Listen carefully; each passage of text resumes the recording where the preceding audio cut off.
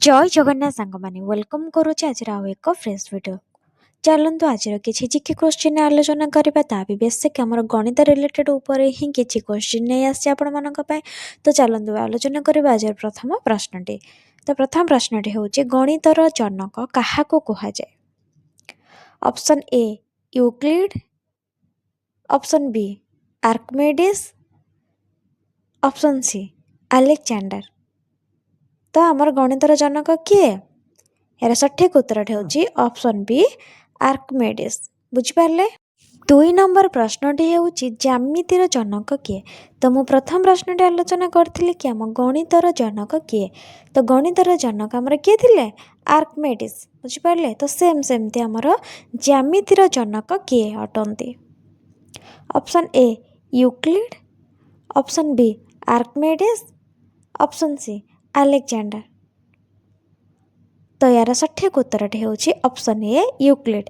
तो ज्यामितिर जनक होउचंती Euclid and हाँ गणितर जनक होउचंती Archimedes. बुझिपारे। 3 number प्रश्नटी हूँ स्वतंत्र संख्या किए। तो option A 1, option B 2, option C 3। तो किए स्वतंत्र संख्या एठी किए।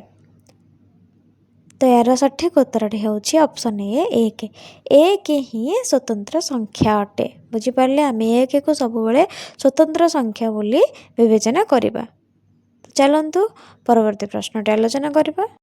4 नंबर प्रश्नटी शून्य शून्य एक कि प्रकार शब्द अटे। 4 नंबर प्रश्नटी हूँ शून्य एक कि प्रकार शब्द। ऑप्शन ए युग्म, ऑप्शन बी अयुग्म, ऑप्शन सी उभय। उभय माने उभय युग्म और अयुग्म।